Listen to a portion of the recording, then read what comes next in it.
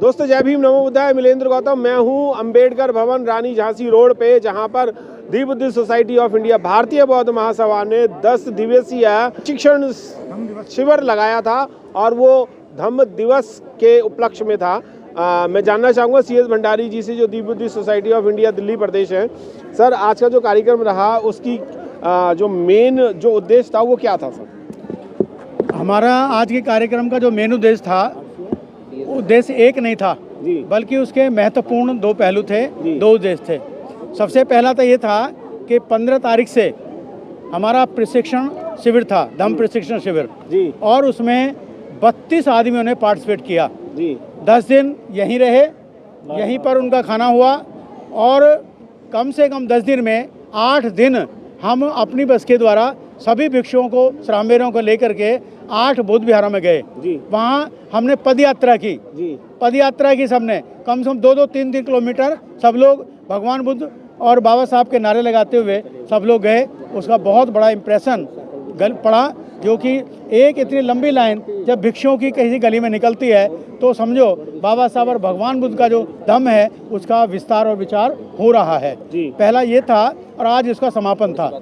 दूसरा सबसे बड़ा जो कार्यक्रम था वो है धम्म दीक्षा का कार्यक्रम।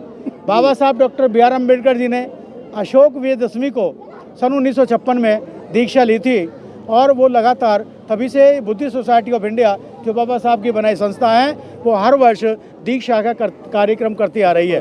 आज भी वही कार्यक्रम था और आपने देख रहे हो, आप सबने देखा है कि हजारों की संख्या में आप लोग यहाँ सब इकट्ठे हुए और रायतन अम्बेडकर जी को आना था, लेकिन अचानक वो विदेश चले गए और उनके भाई संदेश अम्बेडकर जी यहाँ पर उपस्थित हुए, राजेंद्र पाल गौतम जी उपस्थित हुए, बहुत सारे भिक्षु उपस्थित हुए, आप सब लोग उपस्थित हुए।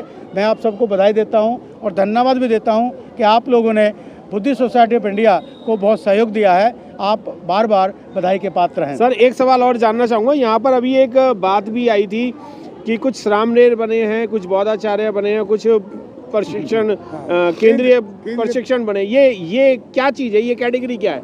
देखिए, जो 10 दिन की ट्रेनिंग करता है और जिसने 10 दिन की ट्रेनिंग करता है और जिसने छीवर पहन लिया है 10 दिन ट्रेनिंग की है, वो श्राममेर है जी। और बाकी जो केंद्रीय शिक्षक हैं, हमने एक क्राइटेरिया रखा था नंबर का, मार्क्स का क्राइटेरिया।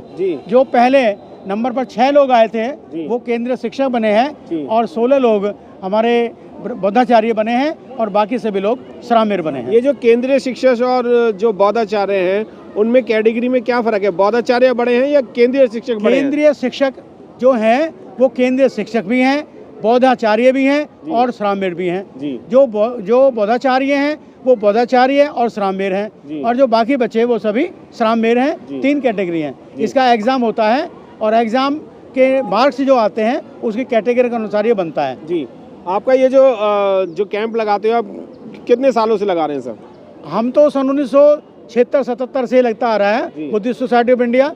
ये जरूरी नहीं है कि प्रत्येक वर्ष लगे, यानी 45-46 साल हो गए। हाँ जी, 2 साल में भी लग जाता है, 3 में भी लगा देते हैं और प्रत्येक वर्ष भी लग जाता है। जैसी व्यवस्था होती है वैसा ही शिविर का जो कैंप है हम लगाते हैं। इसमें कोई उम्र का भी क्राइटेरिया है कि भाई इतनी उम्र से इतनी उम्र का व्यक्ति होना चाहिए?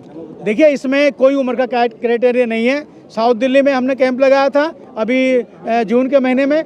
वहाँ 7 बच्चे ऐसे थे जो 18 साल से नीचे थे और 3 महिलाएं ऐसी थीं जिन्होंने अपने बाल मुंडाए थे, वो भी उसमें शिविर में भागी हुई थी और बाकी हमारे पुरुष थे जो शिविर में शामिल हुए थे।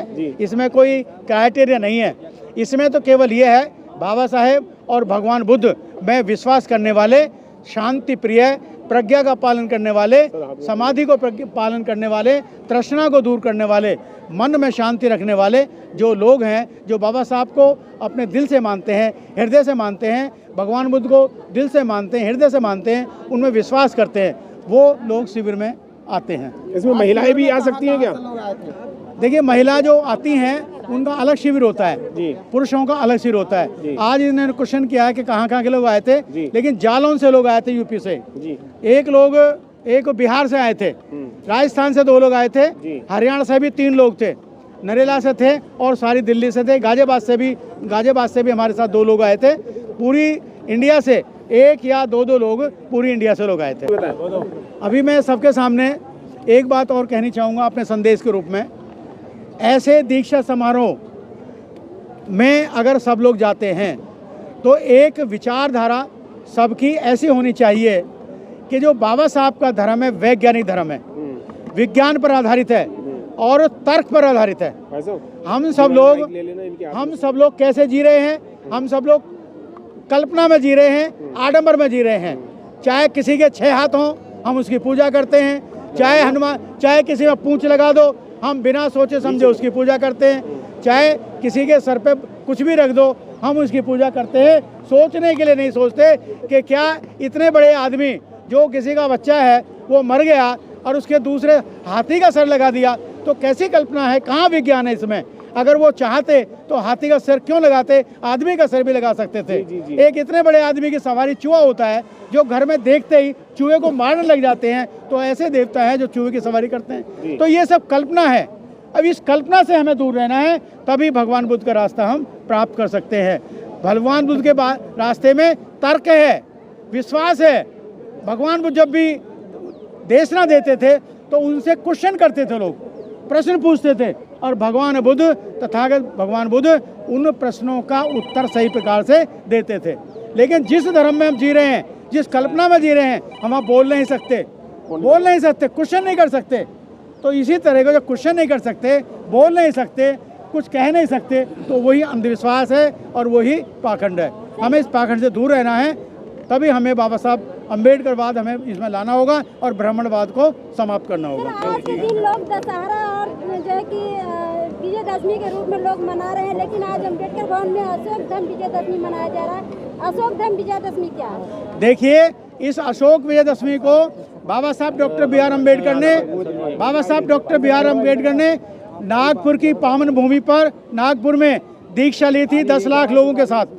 और ये जो दशहरा है, आज जो दशहरा मनाया जाता है, जिसमें रावण को फूंका जाता है, रावण शूद्र था, हमारा बुजुर्ग था, तो ये गलत फूंकते हैं। आज की डेट में कोई सिद्धांत नहीं है, कोई इतिहास नहीं है आज का जिससे दशहरा फूंका जाए। कहीं कोई इतिहास नहीं है इसका। केवल पुष्यमित्र सिंह जो था, पुष्यमित्र सिंह, उसने बृहद्रथ का जो 10वें हमारे राजा थे, बौद्ध राजा थे, उसका कत्ल किया था।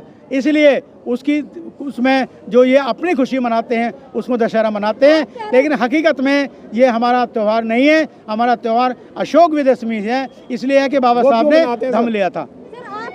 मैंने आपको बताया क्यों मनाते हैं। जो पुष्यमित्र सिंह था वो सेनापति था और बृहद्रथ राजा थे, उन्होंने उनको धोखे से मारा था, तो उस खुशी में ये अपना त्यौहार मनाते हैं। और जो बृहद्रथ था, जो हमारे राजा थे बृहद्रथ, उसको रावण की शक्ल दिखाते हैं क्योंकि 10 बुद्धिस्ट राजा थे और उसको 10 सिर दिखाते हैं। और जो पुष्यमित्र सिंह है उसको रावण मान करके दिखाते हैं, जबकि रावण कहीं कोई पैदा नहीं हुआ, राम कोई पैदा नहीं हुआ, उसी को जन्मभूमि नहीं है। श्रीलंका में गया था, आपको मैं याद दिला दूँ, 4-5 साल पहले 1 हफ्ता में श्रीलंका रहा था। मैंने कम से कम 20 आदमियों से मुलाकात की थी, उसका इंटरव्यू लिया था, तो किसी ने भी ये नहीं बताया कि यहाँ पर राम रावण का युद्ध हुआ या यहाँ पर रावण था या सोने की लंका थी। ये सब बकवास है, सब झूठ है और काल्पनिक है। जय जय जय जय जय भीम।